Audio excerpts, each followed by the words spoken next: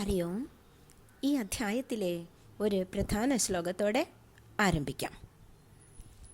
അഹം വൈശ്വാനരോ ഭൂത്വാ പ്രാണിനാം ദേഹമാശ്രിത പ്രാണാപാനസമായുക്ത പചാമ്യന്നം ചതുർവിധം. ഞാൻ ജീവികളുടെ ദേഹത്തിൽ ജഡരാഗ്നി എന്ന നിലയിൽ വർത്തിച്ച് 4 തരത്തിലുള്ള അന്നത്തെയും ദഹിപ്പിക്കുന്നു. ഭക്ഷണത്തിന് മുൻപ് ഈ അധ്യായം വായിക്കുന്നത് എന്തുകൊണ്ടാണെന്ന് മനസ്സിലായി കാണുമല്ലോ. ഓം നമോ ഭഗവതേ വാസുദേവായ. ശ്രീമദ് ഭഗവത്ഗീത അധ്യായം 15 പുരുഷോത്തമയോഗം. ആദ്യം തത്വവിചാരം ശ്രദ്ധിക്കാം. പരമ്പൊരുളിനെക്കുറിച്ചുള്ള വിശദാംശങ്ങളാണ് ഈ അധ്യായത്തിൻ്റെ ഉള്ളടക്കം. ക്ഷരമായ അഥവാ നശ്വരമായ ജഗത്തിൻ്റെ അടിസ്ഥാനത്തിൽ പരമാത്മാവിനെ അക്ഷരമെന്ന് ഇവിടെ നിർവചിക്കുന്നു. പരമ്പൊരുൾ ക്ഷരത്തിൽ നിന്നും അക്ഷരത്തിൽ നിന്നും അതീതനായ പുരുഷോത്തമനാണെന്ന് വ്യക്തമാക്കപ്പെടുന്നു. പരമ്പൊരുളിനെ പ്രത്യക്ഷത്തിലെന്നോണം ചൂണ്ടിക്കാട്ടിത്തരുന്ന ഈ അധ്യായത്തിന് അന്യാദൃശമായ മഹത്വമുണ്ട്. ഗീതയിൽ തന്നെ ഇതര അധ്യായങ്ങളെ അപേക്ഷിച്ച് ഈ അധ്യായം നിസ്തുലമായി ശോഭിക്കുന്നു. പണ്ട് മുതൽ തന്നെ ബ്രാഹ്മണർ ഭക്ഷണം കഴിക്കാനിരിക്കുമ്പോൾ ഈ അധ്യായം പ്രാർത്ഥനയായി ചൊല്ലിവരുന്നു. നാമരൂപാത്മകമായ പ്രപഞ്ചത്തെ ഒരു വൃക്ഷത്തോടുപമിക്കുന്ന സൂക്തത്തോടെ ഈ അധ്യായം ആരംഭിക്കുന്നു. ശ്രീ ഭഗവാനുവാച ഊർധ്വമൂലമധഃശാഖം അശ്വത്ഥം പ്രാഹുരവ്യയം ഛന്ദാംസി യസ്യ പർണാനി യസ്തം വേദ സ വേദവേത്. കഠോപനിഷത്തിലെ ഒരു പ്രസിദ്ധ മന്ത്രത്തെ അനുസ്മരിക്കുന്ന ഈ ശ്ലോകത്തിൽ വ്യാസഭഗവാൻ സംസാരവൃക്ഷത്തെയും അതിന് പരമ്പൊരുളുമായുള്ള ബന്ധത്തെയും വിശദമായി ചിത്രീകരിക്കുന്നു. അരയാലിൻ്റെ പേരാണ് അശ്വത്ഥം. നിത്യപരിണാമിയായ സംസാരത്തിൻ്റെ പ്രതീകമാണ് അശ്വത്ഥവൃക്ഷം.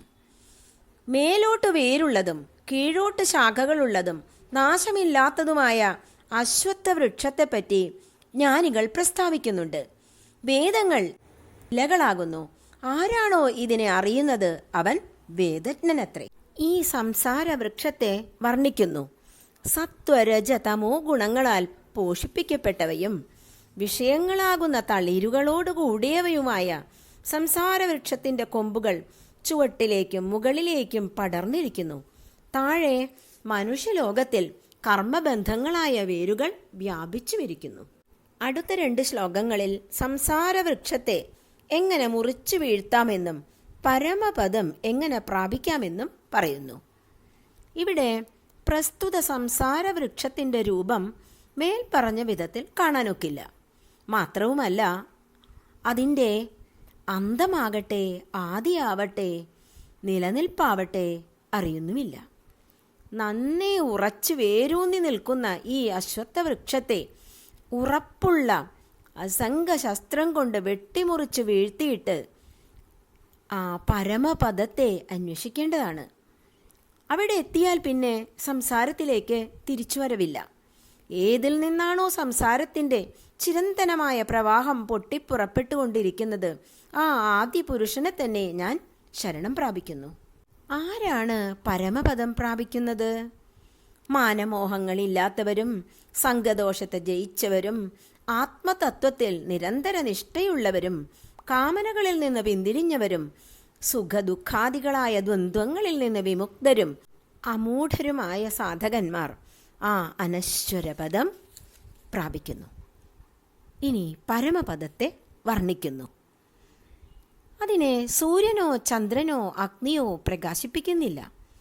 ഏതിനെ പ്രാപിച്ചു കഴിഞ്ഞാൽ പിന്നെ തിരിച്ചു വരവില്ലയോ, അതത്രേ എൻ്റെ പരമപദം. ഈശ്വരാംശമായ ജീവാത്മാവ് ശരീരം സ്വീകരിക്കുമ്പോഴും ശരീരം വിടുമ്പോഴും വായു പൂവിൽ നിന്നും മറ്റും സൗരഭ്യത്തെ എന്ന പോലെ ഇന്ദ്രിയങ്ങളെയും മനസ്സിനെയും എടുത്തുകൊണ്ടു പോകുന്നു. അടുത്തതായി ജീവന്റെ ഉപാധിയായ സൂക്ഷ്മ ശരീരത്തെ വിവരിക്കുന്നു. ശ്രോത്രം ചക്ഷുസ്പർശനം ച രസനം ഘ്രാണമേവ ച അധിഷ്ഠായ മനശ്ചായം വിഷയാനുപസേവതേ. ജീവാത്മാവ് ചെവി, കണ്ണ്, ത്വക്ക്, നാക്ക്, മൂക്ക് എന്നീ ഇന്ദ്രിയങ്ങളെയും മനസ്സിനെയും ഉപാധികളായി സ്വീകരിച്ച് അവയിലിരുന്ന് വിഷയങ്ങളെ ഭുജിക്കുന്നു. ദേഹം വിട്ടുപോകുന്നതോ ദേഹത്തിൽ കുടികൊള്ളുന്നതോ വിഷയങ്ങളെ ഭുജിക്കുന്നതോ ഗുണങ്ങളുടെ ഭാവവ്യത്യാസങ്ങൾക്കൊത്ത് പെരുമാറുന്നതോ ആയ ജീവനെ വിമൂഢന്മാർ കാണുന്നില്ല, ജ്ഞാനദൃഷ്ടിയുള്ളവർ കാണുന്നു. ദുർലഭം ചിലർക്കേ ആത്മദർശനം സിദ്ധിക്കുന്നുള്ളൂ. എന്തുകൊണ്ടാണത്? ശരിയായി പ്രയത്നം ചെയ്യുന്ന സാധകന്മാർ ജീവാത്മാവിൻ്റെ രൂപത്തിൽ വിലസുന്ന പരമാത്മാവിനെ അവനവൻ്റെ ഉള്ളിൽ തന്നെ കുടികൊള്ളുന്നതായിട്ട് കാണുന്നു. അന്ധകരണ ശുദ്ധിയില്ലാത്ത അവിവേകികളാവട്ടെ യത്നിച്ചാലും പരമാത്മാവിനെ കാണുന്നുമില്ല. ആത്മാവ് എല്ലാറ്റിനെയും പ്രകാശിപ്പിക്കുന്ന ചൈതന്യമാണെന്നും അത് എല്ലാത്തിൻ്റെയും നിലനിൽപ്പിന് ആധാരമാണെന്നും എല്ലാ ജീവരാശികളെയും സചേതനമാക്കുന്നത് അതാണെന്നും അതെല്ലാവരുടെയും ഹൃദയങ്ങളിൽ കുടികൊള്ളുന്നുവെന്നും അടുത്ത ശ്ലോകങ്ങളിൽ വ്യക്തമാക്കുന്നു. ലോകത്തെ മുഴുവൻ പ്രകാശിപ്പിക്കുന്ന സൂര്യനിലെ തേജസ്സും ചന്ദ്രനിലെയും അഗ്നിയിലെയും തേജസ്സും എല്ലാം എൻ്റേതാണെന്നറിഞ്ഞാലും, മാത്രമല്ല ഞാൻ ഭൂമിയെ ആവേശിച്ചിട്ട് എൻ്റെ ഓജസ് കൊണ്ട് ജീവജാലങ്ങളെ നിലനിർത്തുന്നു. രസസ്വരൂപിയായ ചന്ദ്രനായി ചമഞ്ഞ് എല്ലാ സസ്യവർഗങ്ങളെയും പോഷിപ്പിക്കുകയും ചെയ്യുന്നു. അഹം വൈശ്വാനരോ ഭൂത്വാ പ്രാണിനാം ദേഹമാശ്രിതഃ പ്രാണാപാനസമായുക്തഃ പചാമ്യന്നം ചതുർവിധം. ഭഗവാൻ അർജുനനോട് പറയുന്നു, ഞാൻ ജീവികളുടെ ദേഹത്തിൽ ജഡരാഗ്നിയായി വർത്തിച്ച് പ്രാണാപാന വായുക്കളോട് ചേർന്ന് 4 തരത്തിലുള്ള അന്നത്തെ ദഹിപ്പിക്കുന്നു. ഏതൊക്കെയാണവ? ഖാദ്യം, ചോഷ്യം, ലേഹ്യം, പേയം. സർവസ്യ ചാകം കൃതി സന്നിവിഷ്ടോ മത്തസ്മൃതിർജ്ഞാനമപോഹനം ച വേദൈശ്ച സർവൈരഹമേവ വേദ്യോ വേദാന്തകൃദ്വേദവിദേവ ചാഹം. ഞാൻ എല്ലാ ജീവജാലങ്ങളുടെയും ഹൃദയത്തിൽ സ്ഥിതി ചെയ്യുന്നു. എന്നിൽ നിന്നാണ് ഓർമ്മയും അറിവും മറവിയും ഒക്കെ ഉണ്ടാകുന്നത്. എല്ലാ വേദങ്ങളാലും അറിയപ്പെടേണ്ടവൻ ഞാൻ തന്നെ. വേദാന്ത കർത്താവും വേദജ്ഞനും ഞാൻ തന്നെയാകുന്നു. ലോകത്തിൽ ക്ഷരനെന്നും അക്ഷരനെന്നും 2 പുരുഷന്മാരുണ്ട്. ക്ഷരമാണ് സകല ജീവജാലങ്ങളും. കൂടസ്ഥനെ അക്ഷരപുരുഷൻ എന്ന് പറയുന്നു. ക്ഷരം നശിക്കുന്നത്, അക്ഷരം നശിക്കാത്തത്. ഭഗവാന്റെ മായാശക്തിയാണ് അക്ഷരപുരുഷൻ എന്ന് ശങ്കരഭാഷ്യം. പരമ്പൊരുൾ ക്ഷരാക്ഷരങ്ങൾക്കതീതമാണെന്ന് പറയുന്നു. എന്നാൽ ക്ഷരാക്ഷര പുരുഷന്മാരിൽ നിന്ന് ഭിന്നനത്രേ പരമാത്മാവെന്ന് പറയപ്പെടുന്ന ഉത്തമ പുരുഷൻ. അവ്യയനായ ആ ഈശ്വരൻ 3 ലോകങ്ങളെയും വ്യാപിച്ച് താങ്ങി നിർത്തുന്നു. പരമ്പൊരുളിന് പുരുഷോത്തമൻ എന്ന വിശേഷണവും എങ്ങനെ വന്നുവെന്ന് പറയുന്നു.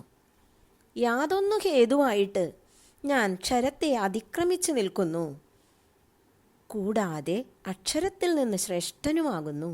അതുകൊണ്ട് ഞാൻ ലോകത്തിലും വേദത്തിലും പുരുഷോത്തമനെന്ന് പ്രസിദ്ധനാകുന്നു. അർജുന, ആരാണോ വ്യാമോഹരഹിതനായി ഇപ്രകാരം എന്നെ പുരുഷോത്തമനെന്നറിയുന്നത്, സർവജ്ഞനായ അയാൾ സർവാത്മന എന്നെ ഭജിക്കുന്നു. ഈശ്വരസ്വരൂപത്തെക്കുറിച്ചുള്ള ജ്ഞാനമാണ് ഈ അധ്യായത്തിലെ ഉള്ളടക്കം. അതിനെ പ്രകീർത്തിച്ചുകൊണ്ട് അധ്യായം അവസാനിക്കുന്നു. ഇതി ഗുഹ്യതമം ശാസ്ത്രം ഇദമുക്തം മയാ നഘ ഏതദ്ബുദ്ധ്വാ ബുദ്ധിമാൻ സ്യാദ് കൃതകൃത്യശ്ച ഭാരത. ഇപ്രകാരം അത്യന്തം രഹസ്യമായ ഈ തത്വശാസ്ത്രം ഞാൻ നിനക്ക് ഉപദേശിച്ചു തന്നു. ഇതറിഞ്ഞാൽ ബുദ്ധിമാനും കൃതകൃത്യനുമായി ഭവിക്കും. അത്യന്തം ഗോപ്യമായ ബ്രഹ്മവിദ്യയാണ് ഈ അധ്യായത്തിൽ പ്രതിപാദിച്ചതെന്ന് ഭഗവാൻ പ്രഖ്യാപിക്കുന്നു. ഇത് മറ്റാർക്കും പറഞ്ഞു കൊടുക്കാൻ പാടില്ലാത്തതാണെന്ന അർത്ഥത്തിലല്ല രഹസ്യമെന്ന് പറയുന്നത്. തത്വദർശിയായ ആചാര്യൻ ഉപദേശിച്ചു തരുമ്പോൾ മാത്രമേ ഇതറിയാൻ കഴിയൂ എന്നതുകൊണ്ടാണ്. എൻ്റെ ഈ ചിന്തകളെ പാർത്ഥസാരഥിയുടെ പാദങ്ങളിൽ പൂജാപുഷ്പങ്ങളായി സമർപ്പിക്കുന്നു. ഹരി ഓം. അടുത്തതായി പാരായണം ശ്രദ്ധിക്കാം. ഓം നമോ ഭഗവതേ വാസുദേവായ. ശ്രീമദ് ഭഗവത്ഗീത 15-ാം അധ്യായം പുരുഷോത്തമയോഗം. ശ്രീഭഗവാനുവാച ഊർധ്വമൂലമധഃശാഖം അശ്വത്ഥം പ്രാഗുരവ്യയം ഛന്ദാംസി യസ്യ പർണാനി യസ്തം വേദ സ വേദവേദ അധശ്ചോർധ്വം പ്രസൃതാസ്തസ്യ ശാഖാ ഗുണപ്രവൃദ്ധാ വിഷയപ്രവാളാ അധശ്ച മൂലാന്യനുസന്തതാനി കർമാനുബന്ധീനി മനുഷ്യലോകേ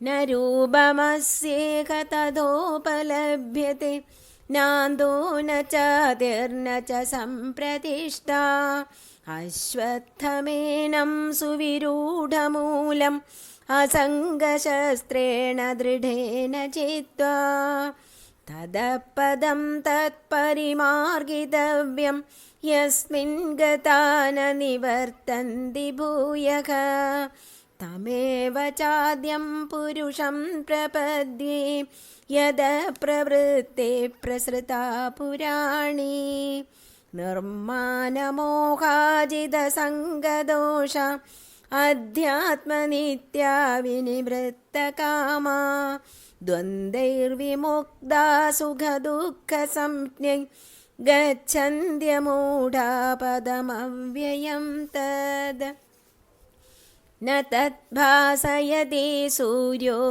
ന ശശാങ്കോ ന പാവകഃ യദ്ഗത്വാ ന നിവർത്തന്തെ തദ്ധാമാ പരമം മമ മമൈവാംശോ ജീവലോകേ ജീവഭൂതസനാതന മനഃഷഷ്ടാനീന്ദ്രിയാണി പ്രകൃതിസ്ഥാനി കർഷതി ശരീരം യദവാപ്നോതി യച്ഛാപ്യുത്ക്രാമതീശ്വരഃ ഗൃഹീത്വൈതാനി സംയാതി വായുർഗന്ധാനി വാശയാത് ശ്രോത്രം ചക്ഷുസ്പർശനം ച രസനം ഘ്രാണമേവ ച അധിഷ്ഠായ മനശ്ചായം വിഷയാനുപസേവത്തെ ഉത്ക്രാമന്തം സ്ഥിതം വാപി ഭുഞ്ജാനം വാ ഗുണാന്വിതം വിമൂഢാനാനുപശ്യന്തി പശ്യന്തി ജ്ഞാനചക്ഷുഷാ യദന്തോ യോഗിനശ്ചൈനം പശ്യന്ത്യാത്മന്യവസ്ഥിതം യതന്തോപ്യകൃതാത്മാനോ നൈനം പശ്യന്ത്യചേതസഃ യദാദിത്യഗതം തേജോ ജഗദ്ഭാസയദേഖിലം യച്ഛന്ദ്രമസി യച്ചാഗ്നൗ തത്തേജോ വിദ്ധി മാമകം ഗാമാവിശ്യ ച ഭൂതാനി ധാരയാമ്യഹമോജസാ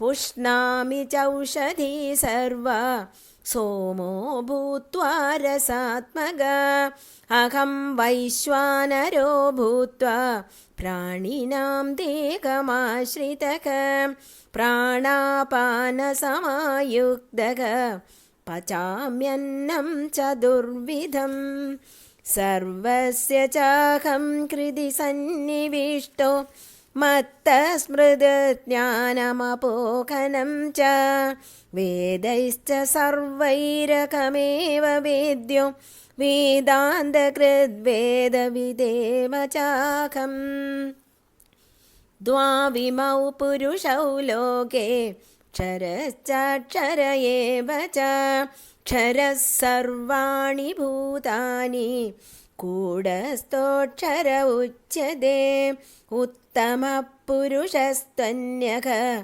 परमात्मेत्युदाकृतः यो लोकत्रयमाविश्य बिभर्तव्यय ईश्वरः यस्माक्षरमतीतोकम् अक्षरादपि चोत्तमा अतोऽस्मि लोके वेदे च प्रथितः पुरुषोत्तमा यो मामेवमसम्मूढो जानाति पुरुषोत्तमं स सर्वविद् भजति मां सर्वभावेन भारत इति गुह्यतमं शास्त्रम् इदमुक्तं मया नघ एतद्बुद्ध्वा बुद्धिमान् स्यात् कृतकृत्यश्च भारत। ॐ तत्सत् इति श्रीमद्भगवद्गीतासु उपनिषत्सु ब्रह्मविद्यायां योगशास्त्रे श्रीकृष्णार्जुनसंवादे पुरुषोत्तमयोगो नाम पञ्चदशोऽध्यायः। हरि ओम्।